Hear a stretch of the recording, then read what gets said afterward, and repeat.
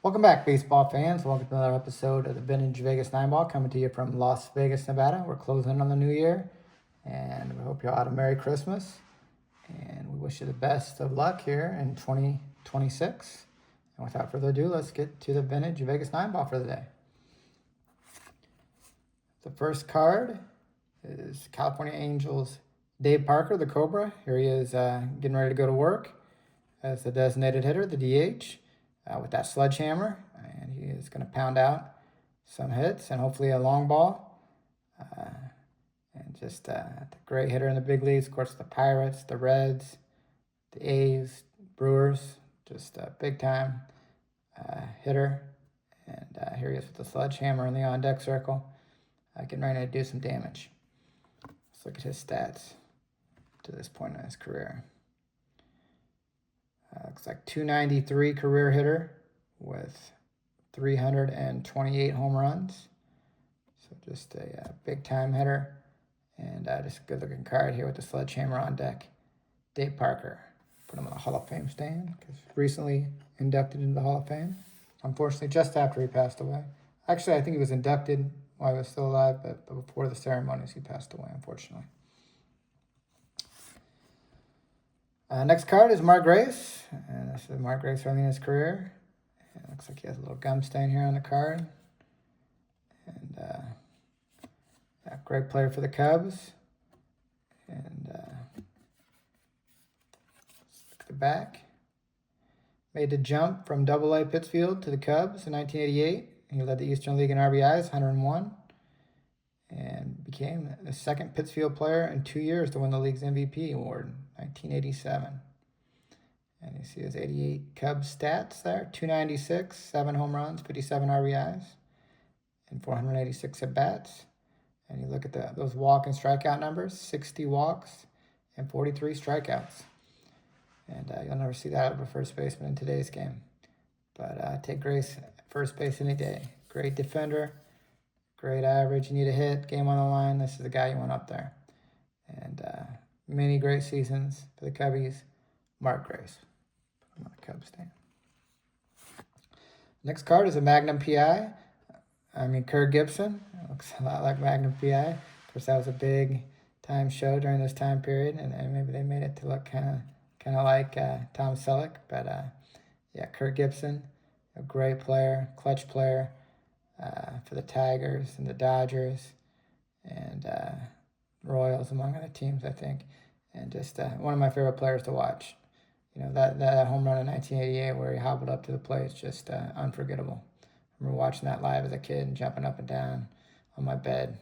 Just an unbelievable moment. And yeah, Kirk Gibson, great player, very clutch, one of the much clutch players of all time. And he also played football as a wide receiver at Michigan State, and actually was drafted in the NFL as well, I believe. Kind of like Jeff Samardzija. But yeah, Kirk Gibson here he is looking a lot like Tom Selleck, Mr. Baseball, on the Diamond Kings in the mid-'80s. Next card, I had to throw this in there, the football card of Fred Dryer, because another great cop show in the mid-'80s, Hunter. And those are two of my favorite shows, Magnum PI and Hunter. And I think I preferred Magnum, but I really liked the Hunter because Hunter had Frank Dryer had the partner, the girl who was very good looking, and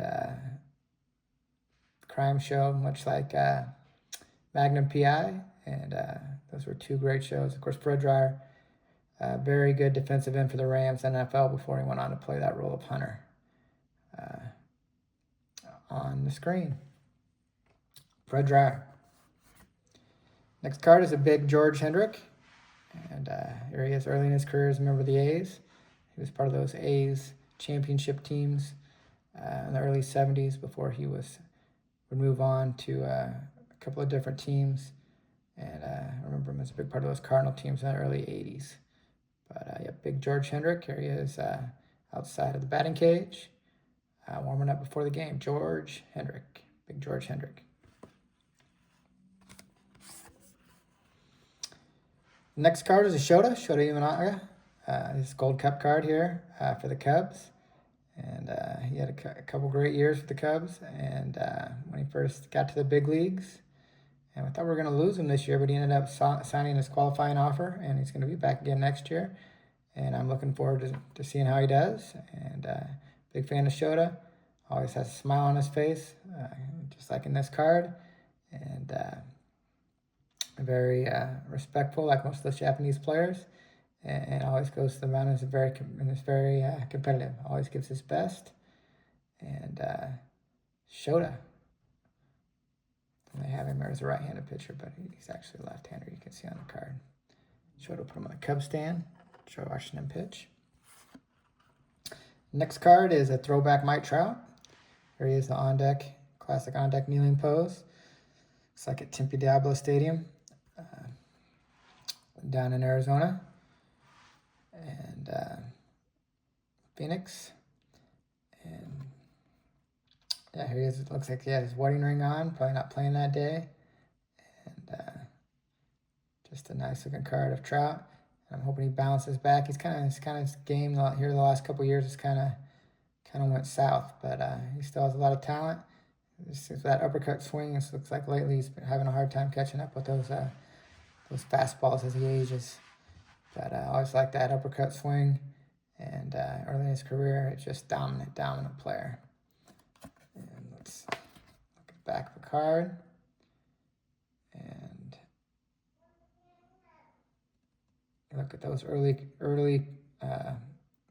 years with the Angels, 30, 27, 36, 41, 29, 33.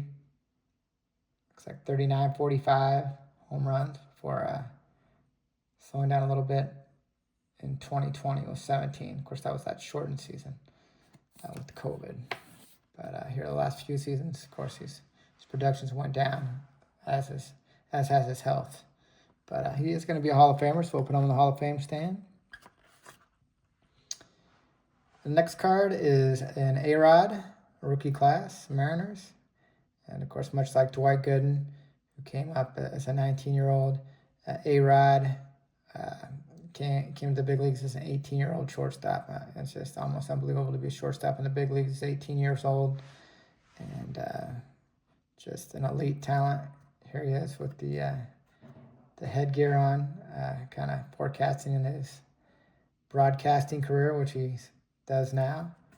But this is A-Rod was a toast to the town when he joined the Mariners as an 18-year-old shortstop. Going down the card a little bit, it says he's an outstanding defensive shortstop and a candidate to hit 20 home runs or steal 20 bases every year in the big leagues. Before Rodriguez, no other 18-year-old shortstop had debuted in the majors since a youngster named Robin Yount did in 1974. And Yount went on to record 3,000 hits in his career, and Rodriguez might too.